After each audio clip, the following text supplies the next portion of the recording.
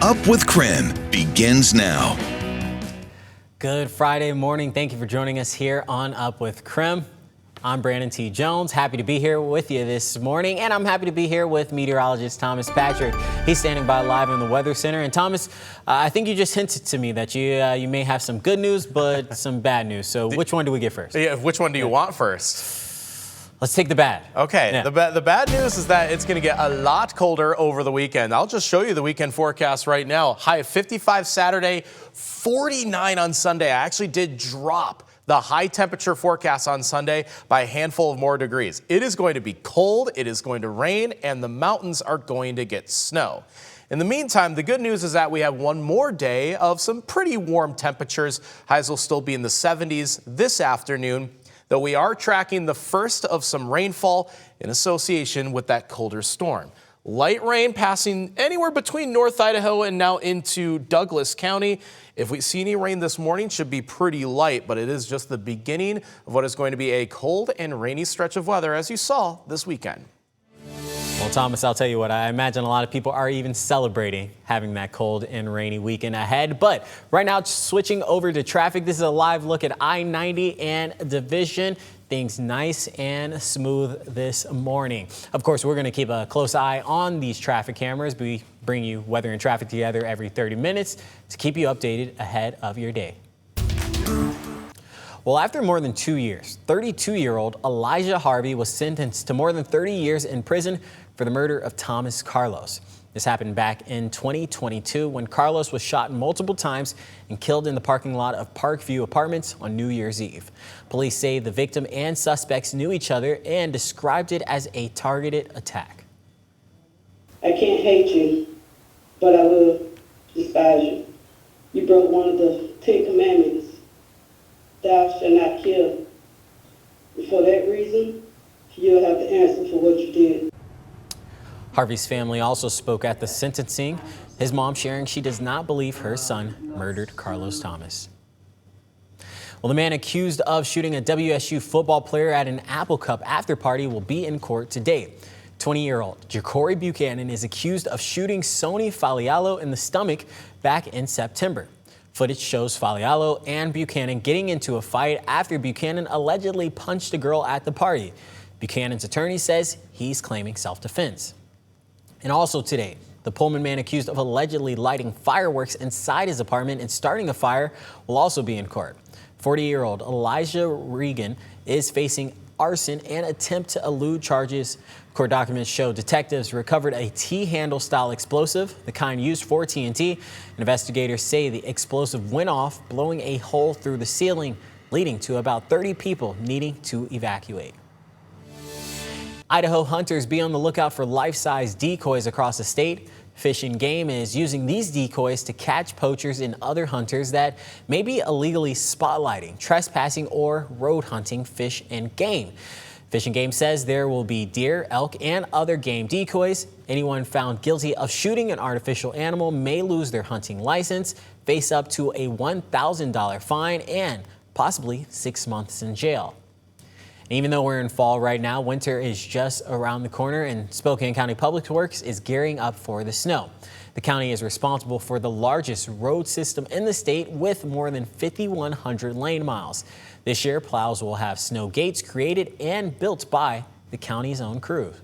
It's been a huge success, and we have now equipped nearly every single one of our graders with those snow gates. Now, we do want to let folks know that those snow gates are used only in our residential areas, sort of those curbed neighborhood settings. Commissioner Kearns says that's led to less complaints about blocked driveways. Once the snow starts falling, you can stay up to date on priority routes and track plow progress at the county's Public Works website. Well, downtown Rathdrum is officially under construction as the city has kicked off its downtown revitalization project. This is part of a $500,000 grant from the Idaho Department of Commerce. The work includes 2 projects. One is sidewalk replacement and refurbishing and adding new streetlights. The second is turning the city's gravel lot next to the old jail into a paved parking lot. This does mean, however, that trees in downtown will be removed. This area was revitalized 20 years ago, and the trees were put in and tried to have safeguards in place so the root system wouldn't come up. However, because of the growth of the trees, we have seen that the roots have still come up and started to destroy the sidewalks, meaning it's lifting panels up, it's creating trip hazards. Businesses hope the sidewalk replacement doesn't deter customers. The construction is expected to last until December or January. Well, over on the west side of the state, a massive Black Lives Matter street mural near Carl Anderson Park was defaced in an act of vandalism. Our Seattle sister station found the two typed hate notes filled, specifically targeting the black community, taped to traffic barriers at both ends of the mural. The 250-foot Black Lives Matter street mural was painted during the Capitol Hill Occupy protest in 2020. I could say I'm pissed off. I could say I'm angry. I could say I'm hurt. But the reality of the situation is that it's much bigger than I think those things can even really hold. Well, Seattle Mayor Bruce Harrell says SDOT is working closely with the artist to restore the mural as soon as possible. Well, otherwise, we are keeping an eye on this huge storm system to our west, and this is going to result in some massively colder weather by this weekend. That low pressure swirl, that counterclockwise swirl that is off the coast of Oregon is gaining strength, it's gaining size, and eventually it's going to gain steam and momentum. So this weekend's going to be cold and rainy, but today we still hang on to the 70s for one more day. There will be a chance for some very spotty or scattered showers, really from the morning to the evening hours. Best chance of rain is going to be on Sunday. That's also the day that's going to be by far the coldest in our immediate forecast. So we'll have the latest of these weekend details and the time frame of this rain and cold front all coming up in a few minutes.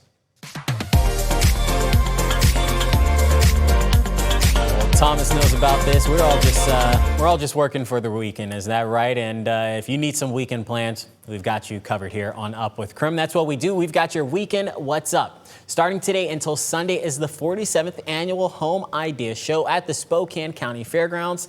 There will be over 80 vendors to help you with any home project you might have. Tickets start at $12, but discounts are available. There's going to be scavenger hunts, pumpkin contests, and there's going to be a lot more other things that you can check out as well. And through this weekend is the Great Pumpkin Fest back at Brick West Brewing. There's going to be line dancing, live music on Saturday, and face painting and a petting zoo on Saturday and Sunday. And the Garland Theater is hosting the second annual Splatterfest on Saturday. Co-owner of the Garland, Tyler Arnold, is daring movie fans to come out and enjoy 4 back-to-back horror movies in a row, starting at 4 p.m. with a final mystery movie on 35mm that'll be revealed at 10 p.m. What are you going to see at home? You're going to stay at home by yourself and watch them? Good. I've seen these movies 1,000 times, but it's way more fun with the shrieks and the people yelling dumb comments. You know, it just adds to a whole environment. Because these films that we've picked they are not for the faint of heart. They're not, you know, other than Killer Clowns, I think the other ones are, it takes a certain personality to really enjoy them. Well, pre-sale tickets for all 4 movies are $25.